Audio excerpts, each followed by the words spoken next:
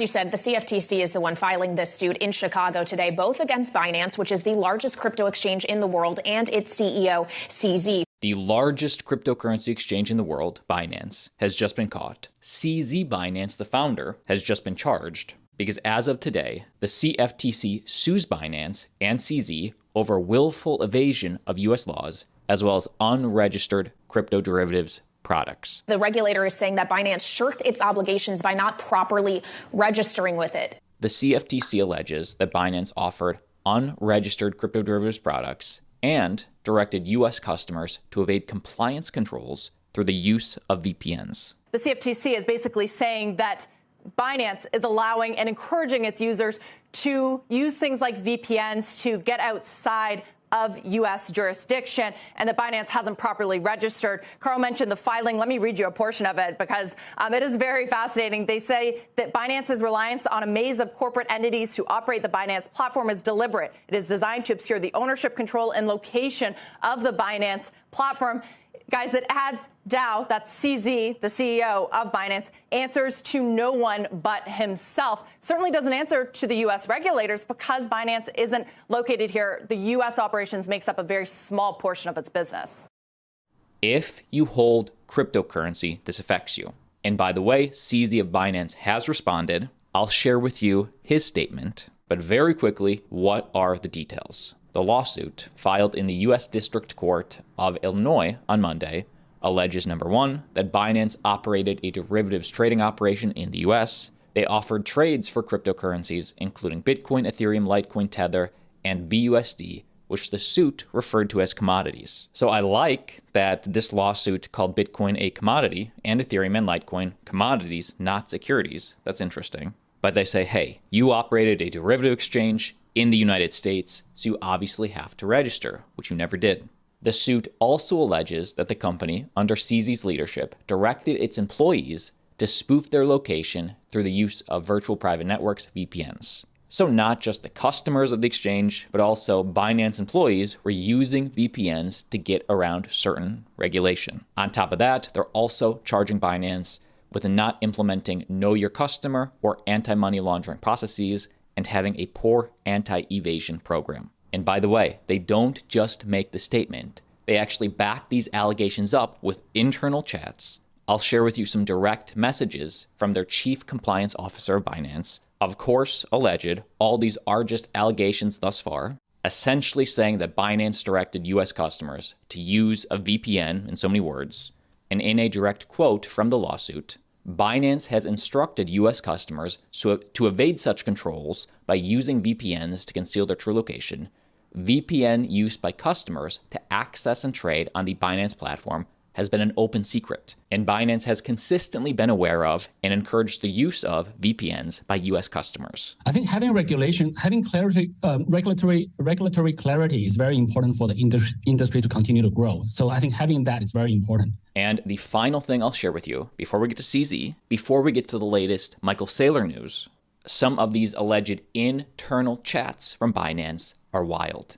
The filing pointed to internal chats between Binance employees, including Samuel Lim, the exchange's chief compliance officer through January 2022, who is also a defendant, by the way. He's also getting sued with CZ, with the exchange, where Lim appeared to direct an employee of Binance to ask U.S. customers to hide their location. In a direct quote, allegedly from Lim, he said, "On the surface, we cannot be seen to have U.S. users, but in reality, we should get them through other creative means." The suit also alleges that the exchange was well aware that sanctioned entities and individuals from sanctioned regions were trading on its platform, sharing chat logs where Lim said, "Terrorists usually send small sums that are barely enough to purchase weapons with." He also said other customers were here for crime. And how did the CFTC gain access to all these messages? Well, according to the suit, while Binance employees, including CZ, by the way, used the Signal app with an auto-delete functionality to communicate with each other, obviously not illegal, the suit implied that the CFTC had access to CZ's phone, saying it was able to collect Signal text chains and group chats from it. So was CZ's phone compromised? That's what the CFTC says, although maybe that's just a cover. Maybe they have an internal leak, a rat, somebody feeding them this info. Either way, CZ responded, kept it short and sweet, and just responded with the number 4. This refers to his pinned tweet at the beginning of the year, which says, "We'll try to keep 2023 simple, spend more time on less things, do's and don'ts. Number 1, spend time in education.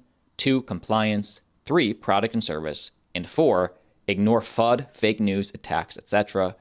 In the future, would appreciate if you can link this post when I tweet 4.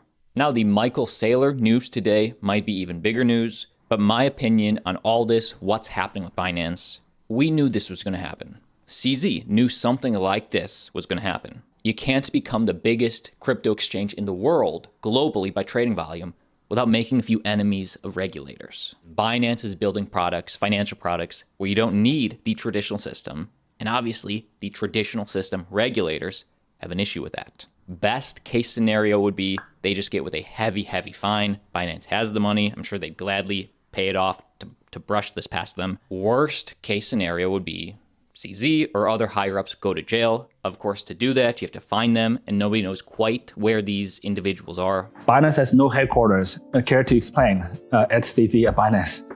Headquarters is a concept. You don't necessarily need to be in an office to be productive. And by the way, some people are saying that the worst outcome potential of all this is Binance gets banned outright in the US. But I got news for you. Binance is already not allowed in the US. That's why we have Binance US. That's the US regulated entity, separate company. When you look at the Binance coin, it's kind of interesting because it's not falling as much as Bitcoin or Ether or even Coinbase. See, it's down actually just 4%, and it was down even more. And I think, guys, that just speaks to the idea that Binance's business, most of it is international. This is going to affect a much smaller portion, and it still is by far the largest exchange in the world. And this is an ongoing story, so make sure you click subscribe. You do not want to miss a daily video. MicroStrategy, Michael Saylor's company, repays their Silvergate loan, as well as spending a fresh $150 million buying more Bitcoin. This is all public information in their latest SEC filing. And first off, the software company MicroStrategy has fully prepaid the $160 million outstanding balance on its $205 million loan from Silvergate Bank. So they are out of Silvergate completely, which is good. And by doing so, the company has ended its credit agreement with Silvergate and reclaimed the over 34,000 individual Bitcoin that was held as collateral against the loan. So this is a huge punch to the face for everybody that was rooting against Michael Saylor. This is now a huge relief for the MicroStrategy company. And then in the same SEC filing, MicroStrategy also disclosed that between February 16th and March 23rd, it spent about $150 million acquiring 6,455 more Bitcoin. And just to give you a visual on when exactly MicroStrategy was dumping millions into Bitcoin, not the lowest dip, but between February 16th, so about right here to March, this time period. And now in total, MicroStrategy and its subsidiaries now own a total of over 138,000 BTC, paid an aggregated price of $4.14 billion. They are still underwater at this time, as their holdings are only worth $3.8 billion. If you hold Polygon Matic, huge piece of news, Polygon launches their final mainnet for ZK EVM solution to scale Ethereum. And how big is this? What exactly is this? Well, in a direct quote from a Polygon co-founder, ZK EVM can be recognized as the holy grail of blockchain scaling. It offers simultaneously 3 very important features. First, its scalability. The second one is security. And the third one is EVM equivalency, or EVM compatibility, meaning that it's interoperable with Ethereum, and all 3 are equally important. And just to get very specific on what ZK EVM technically is, ZK EVM technologies batch transactions on so-called rollups into a zero-knowledge proof, hence the ZK, and then execute those proofs on Ethereum. In essence, what that means, by reducing transactions into smaller pieces of data, this technology helps keep Ethereum relatively unclogged with activity. And then, of course, the news today is that Polygon Matic finally has this. They've launched their final mainnet. And like always, see you tomorrow.